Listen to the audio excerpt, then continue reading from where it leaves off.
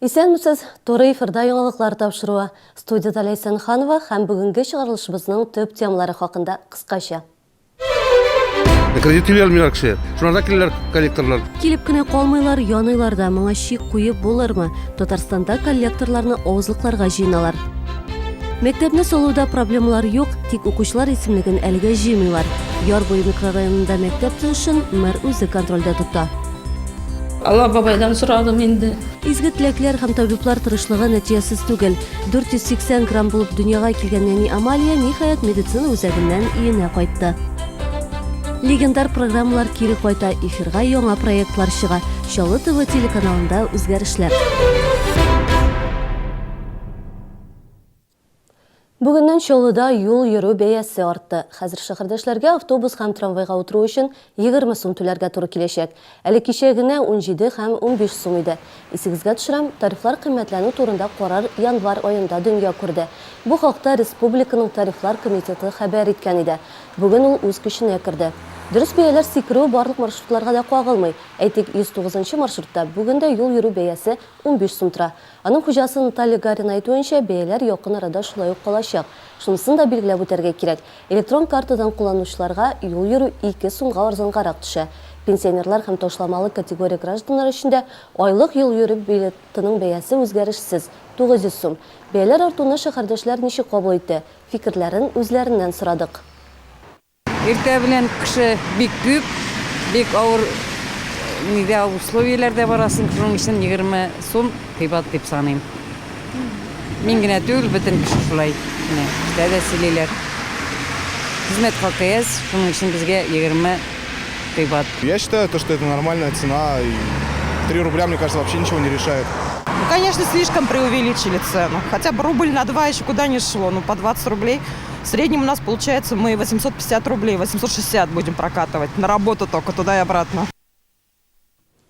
Татарстан халкын коллекторлардан яклаячаклар. Мондый ярдәмне халык бу атнада ук ала башлый.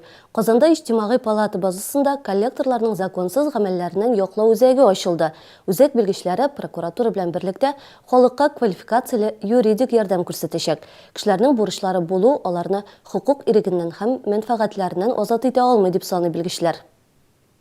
Хатлар тарату, телефон аша кредит алучыга административ һәм җинаять кодексларына таянып, бурыч турында хәбәр итү, булар барысы да әҗәтләр белән эшләү алымнары. Шулар белән бер рәттән коллекторлар бурычлы кешеләр турында мәгълүмат җыя. Соңрак аларны файдаланып, әҗәтләргә психологик яктан басым ясыйлар. Ну, знаете, вот обычно все хит. Беләсез, гадәттәгечә хәйләкәрлек белән алына, кешенең түлисе килми, андыйлар да бар. Ул вакытта инде әлбәттә мәҗбүри чаралар күрелә. Безгә шалтыратып интектерәләр, акча сорыйлар дип зарлана бурычлылар. Алар үзләре акча түләргә тиеш. Бу нормаль күренешме? Бөтен илне Ульяновскида булган вакыйга шок хәлендә калдырды. Коллектор бурычлының фатирына молотов коктейль ыргыта. Ул 2 яшьлек бала һәм баба яткан караватка килеп төшә. Алар икесе дә җитди пешү җәрәхәтләре ала. Это уже даже вообще не подлежит, мне кажется, никакому обсуждению. Это давно нужно было правительству уже меры принять. Не дожидаться, пока там вот ребенок чуть не погиб. Бу чиракта әлбәттә хукук саклау органнарына мөрәҗәгать итәргә кирәк иң беренче чиратта. Бу бик тә кешелексез вакыйга булган. Һәм мондай әйберләрне бик иштәсе дә күрәсе дә килми инде. Кешенең акчасы юк. Шулардан чыга бит, кредит түләлмиләр кеше. Шунда киләләр коллекторлар. Что требуют деньги. Россия законнар җыелмасында коллекторлар һәм коллектор агентлыклары дигән төшенчәләр юк. Закон буенча бурычны бары тик суд аша гына алып була, яки бурычлы үз теләге белән түли. Ләкин коллекторлар күбесенчә янау юлына баса. Коллекторские конторы. Коллектор контораларын яртылаш бандит оешмалар дип әйтү дә артык булмас. Алар бурычлыга карата законсыз чаралар күрәләр. Әҗәтле кешенең күршеләренә, якыннарына шалтыраталар. Бурычны түләмәсәң, гариза язачакбыз, мошенниклыкта гаепләп утыртачаклар дип яныйлар. Мондый хәлдә калган кешеләргә әлбәттә иң беренче чиратта полициягә хәбәр итәргә кирәк. Бурычлыларга хөкүмәт ярдәмгә килә. Казанда коллекторларның законсыз һөҗүмнәренә карата яклау үзәге ачылды. Юридик ярдәмне иң беренче чиратта коллекторлар тарафыннан тормышларына куркыныч янаган кешеләр алачак. Илсия Валиуллина, Рима Алексеева, яңалыклар. 37 комплекста түзілуші яңа мәктәпнең беренче катын салып бетерделәр. Бүген бирдә шәһәр мэры Наил Мәхдиев тә булды. Төзелеш өчен республика казнасыннан 600 миллион сумнан артык акча бүлеп бирелде. Шуның 150 миллионы үзләштерелде инде. Мәктәп агымдагы уку елына әзер булырга тиеш дигән бурыч куелган иде. Яр буе микрорайонында яшәүче балалар ишек алларындагы мәктәп бусагасын быел атлап керә алырмы? Хәбәрчебез Гүзәл Шихапова сюжетында. У нас есть все основания говорить, если с финансированием все будет нормально, что мы 1 сентября школу такую задачу ставим. Да. Мәктәп төзелешендә бернинди проблемалар да юк. Барысы да график буенча бара димер. Хәзер төзелештә 180 кеше эшли. Тиздән икенче каты төзелеп бетә. Апрель азагына бина әзер булырга тиеш. Аннары эчке ягын төзекләндерәчәкләр, җиһазлар урнаштырачаклар. Бу атнада гына 5 елдан артык 40-нчы мәктәп директоры булып торган Алена Кәримованы яңа учреждение директоры итеп белгиләделәр. Биргә 36-нчы, 37-нче комплексларда яшәүче 2000-гә якын бала чират көтә. Әмма мәктәп 800 укучыга гына исәпләнгән. Шуңа күрә берничә сменада белем бирергә уйлыйлар. На сегодняшний день пока окончательно какие-то... Бүген саннар турында әйтергә иртәрәк. Элек микрорайонда булган балалар санын, нинди классларга киләчәкләрен ачыкларга, балаларның һәм әти-әниләрнең фикерен исәпкә алырга кирәк. Ашыгу урынлы түгел. Әлеге әти-әниләрдән гаризалар кабул итмиләр. Беренче сыйныфка баручылар исемлегендә җәйгә табагына билгеләячәкбез диләр. Шәһәрдә яңа төзелеп килүче микрорайоннарда мәктәпләр җитми. Хәзер бу проблеманы хәл итү өстендә эшлиләр. Я думаю, что все эти дела... Миңа калса бу өлкәдә проблемалар шишелүгә таба бара. Мәктәпләр кирәк. Мәләкәс аръягында да 65-нче комплекста да яңа мәктәпләр кирәк. Шәһәрдә туучылар саны арта бара. Норматив буенча шәһәргә тагын 7 яңа мәктәп кирәк. Халык белән уздырылган очрашуларның берсендә Наил Мәхдиев агымдагы елда яки киләсе елда Мәләкәс аръягында мәктәп төзүгә федераль программадан финанс ярдәм алырга ниятлибез дип белдергән иде. Россия Федерациясе бу максатларда 50 миллиард сумлык программа әзерләде. Гүзәл Шихапова, Ленар Султанов, Яңалыклар. Кандидатлар кайчан теркәлер? Мәләкәс бер мандатлы сайлау округы буенча өстәмә сайлауларга әзерлек бара. Исегезгә төшерәм, әлеге чара 27 мартта узачак. Ул Дәүләт Советы депутаты Владимир Бестолковның вакытсыз вафатыннан соң игълан ителде. Үзәк сайлау комитетыннан алынган мәгълүматларга караганда, бүгенге көндә кандидатлыкка 4 кеше дәгъва итә. Аларның 3-се Чаллыдан, үз-үзләрен тәкъдим итүчеләр. Берсе Казаннан, ул ЛДПР партиясе тарафыннан күрсәтелә. Закон нигезендә документларын тапшырганнан соң 10 көн эчендә аларга җавап бирелергә тиеш. Аларны кандидат итеп теркиләр яки кире кагалар. Әлеге кандидатларның берсе дә рәсми теркәлмәгән. Алла бабайдан сорадым инде. Изге теләкләр һәм табиблар тырышлыгы нәтиҗәсез түгел. 480 грамм булып дөньяга килгән нәни Амалия ниһаять медицина үзәгеннән өенә кайтты. Легендар программалар кире кайта, эфирга яңа проектлар чыга. Чаллы ТВ телеканалында үзгәрешләр. Что, не врут? Не врут. За 3 месяца? За 3 месяца. И так сильно вырастет? Сберегательная программа «Зимняя». Ваши сбережения под выгодный процент на 3 зимних месяца. Приволжский фонд сбережений. Охранно-пожарная сигнализация и видеонаблюдение, система оповещения и пожаротушения, противопожарное оборудование, Пош-сервис, Московский проспект 160А, 52 комплекс, телефон 911-611. Уже сегодня беспроцентная рассрочка до 36 месяцев на квартиры в жилом квартале «Берег». Телефон 51 55 71. 13 февраля органный зал приглашает жителей и гостей города на праздничный концерт «Поговорим о любви». Открылась клиника неврологии. Прием ведут невролог Попов, психотерапевт Юсупов. Телефон 58 12 90.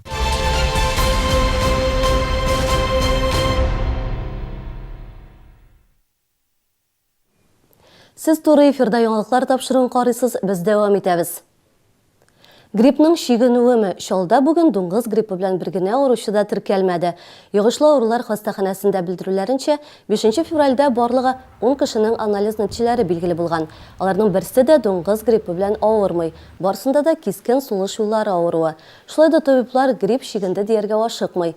Көннәрнең җылы торуы вирус таралуга уңайыгын тоясый. Шуңа күрә кеше күп урыннардан качу, витаминлы ризык белән туклану, бүлмәләрне еш иләтү кебек гадәти саглык чаралары артык булмас. Бүгенге йогышлы авырулар хастаханәсендә 11 кеше дуңгыз гриппыннан дәвалана. Шәһәрдә исә гомумән алганда барлыгы 44 кешедә әлеге авыру ачыкланды. Бүгін Кама балалар медицина үзәге үшін истәлекле күннәрнең берсе. Тиешле вакыттан 3 айга алдан туган нәни кызчыкны өенә чыгардылар. Дөньяга килгәндә аның авырлыгы нибары 480 грамм була. Үзәктә үткәргән 4 ай эчендә ул 4 килограммга якын авырлык җыйган. Бәхетле ана белән хәбәрчебез күреште. Бүген Амалия башка бәбиләрдән берни белән дә аерылмый. Авырлыгы 3 кило 600 грамм, буе 50 сантиметр. Кызчык дөньяга ашыгып туган, январь урынына сентябрьдә. Табибларга әни кешегә ашыгыч операция ясарга туры килә. Сабыйның авырлыгы нибары 480 грамм, буе 30 сантиметр була.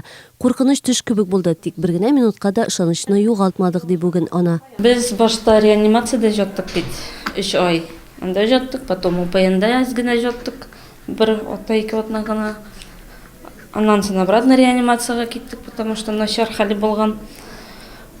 Һәм потом монда килдек инде педиатрияга. Амалия кебек бәбиләр табиблар телендә экстремаль җитлекме туган балалар дип атала. Бу чалда шундый беренче очрак. Бөтен дөнья сәламәтлек саклау оешмасы стандартлары буенча авырлыгы 500 граммнан артык һәм 22 атнадан да ким булмаган срокта туган балалар яши ала дип санала. Амалияның гомере өчен медицина хезмәткәрләренең тулы бер гвардиясы көрәшә. Лечение было, скажем так, тяжелое, то есть были как... Дәвалау процессы шактый катлаулы булды, тик шулай да максатыбызга ирештек. Бу табибларның, шәфкать туташларының уртак хезмәте. Этому ребенку была проведена лазерная коагуляция. Балага күзнең челтәр катлауына лазер коагуляциясе үткәрдек. Җитлекме туган балаларның бик күбесе ретинопатия диагнозы белән туа. Һәм әлеге усул нарысларның күрү сәләтен саклап калырга мөмкинлек бирә. Амалия өчен операция уңышлы узды. Без моңа бик шат. Амалияның әнисе белән бергә өйдә 4 яшьлек туганы һәм әтисе көтә. Тик өйгә чыкканнан соң да ул Кама балалар медицина үзәге табиблары канаты астында булачак. Лейсен Ханова, Гүзәл Хәйбуллина, Дмитрий Рачеев, яңалыклар. Балалар һәм яшьләр иҗат сараенда техник иҗат буенча республика фестивале үтә. Быел фестивальдә катнашучылар саны 2 арткан. 2 океан серләре дип аталган күргәзмәгә республиканың 12 төбәгеннән 400-гә якын эш куелган. Тулырак хәбәрчебез Илсия Валиуллина сюжетында. Вот здесь вы видите корабли. Это у нас водный океан. Квиллинг, оригами, техник модельләштерү, агач һәм компьютер графикасы ярдәмендә ясалган йөзләгән кул эше. Алар барысы да укучыларның иҗат җимеше. Бүген бирегә 75-нче коррекция мәктәбенең 1-нче сыйныф укучылары килде. Миңа бу корабль ошады, ул эшли. Без балалар белән күргәзмәгә килдек. Безгә укытучыларга да һәм балаларга да бик ошады. Балалар сыкланып кайтып китәләр. Идә әтиләре, әниләре белән шундый әйберләр ясап карыйлар. Әлеге кышкы табигать күренеше буяп ясалган кебек тоелса да, яр буе эшләре каен агачы кайрысы ярдәмендә эшләнгән. Ул Минзәләдән килгән картина. Ә менә бу квиллинг техникасы төсле кагазьләрдән. Аны эшләү бик катлаулы ди укытучылар. Квиллинг техникасы бармакларның тоемлау сәләтен үстерә. Менә инде 10-нчы тапкыр техник иҗат фестивале узган. 8 яшьтән 17 яшькә кадәр укучылар катнашалар. Эшләр төрле техникада эшләнгән. Әлеге чараның төп максаты балалар һәм яшьләр арасында техник иҗатны популярлаштыру. Максатка ирешәләр дип әйтергә нигез дә бар. Быел катнашучылар саны узган еллар белән чагыштырганда 2 артык. Бөгелмә, Кукмара һәм Чистайдан килгән эшләр дә бар. Күргәзмә 20 февральгә кадәр эшләячәк. Керү ирекле. Илсия Валиуллина, Ленар Султанов, яңалыклар. Шолы телеканалында дөнья күргән легендар тапшыруларны кабат зәңгәр экраннарда күргә мөмкин булачак. Тамашачылар әлег үзгәрешләрне сизеп өлгерде инде. Бу атнада эфирда Шол тарихлы кала тапшыруы күрсәтелә башлады. Тамашачылар Түбән Кама тыюлыгы, шәһәр бистәләре тарихы белән танышты. Киләсе атнада игътибарыгызга әлеге тапшыруның башка чыгарылышларын да тәкъдим итәчәкбез. 5 ел дәвамында программада Шолының үткәне генә түгел, күрше шәһәр, районнар барлыкка килү тарихы да бәян ителде. Тапшыру үзе ничек тудысың? Шол тарихлы кала тарихы алдагы сюжетыбызда. Шол тарихлы кала тапшыруның авторы һәм монтаж устасы 5 ел дәврендә чыккан йөзләгән тапшыру арасыннан иң-иңнәрен сайлап эфирга әзерли. Һәрбер тапшыру әлеге кешеләр өчен үз баласы да якын. Ул чакта компьютерлар юк иде. Менә шушындый супер ВХСный магнитофоннарда ясадык инде. Бу тапшыруны мин бик яраттым. Хәзер дә әле менә иске кассеталарда мин аларны оцифровать итеп интернетка куям. Теләҗекләре булган кешеләр ВКонтакте группасында, Шол тарихлы кала группасында карый алалар. Легендар тапшыруларны хәзер Шолы телеканалында кабат карарга мөмкин. Рима Әхмәтова тапшыруның авторы һәм алып баручысы. Шолы тарихы белән яңалыклар тапшыруында эшләгән вакытта кызыксына башлый. Бер вакытны космонавтика көнне апрель айында безгә материал әзерләргә кирәк булды. 61 елда безнең төбәккә космик корабль төшкән турында ишеткәнем бар иде. Шуннан да ул вакыйга булган. Һәм мин шул урынга барып репортаж ясап кайттым. Менә шуннан соң инде шушындай күп аның турында сүзләр булды. Әйттеләр инде кызыклы материал, Чаллы белән бәйле, белми идек бундай әйберләрне. Шуннан да мин уйланып әйтәм, белмәгән әйберләр бик күп бит әле Чаллы тарихы буенча. Излисе, табасы әйберләр, журналист буларак шуңа күрә мин шуларны излисем килде һәм табасым килде. Һәм менә шулай иттереп Чаллы тарихлы кала программасы туды. 2003 елның күзендә беренче тапшыру экраннарга чыга. Киң җәмәгатьчелектә яшь Камаз шәһәре дип санарга күнеккән ак калабызны ул бөтенләй икенче яктан ачып сала. Данлыклы үзәк урамы тарихы, элеватор, пристань кебек элеккеге объектлар өйрәнелә. Республика архивларында эзләнергә туры килә тапшыруны иҗат итүчеләргә.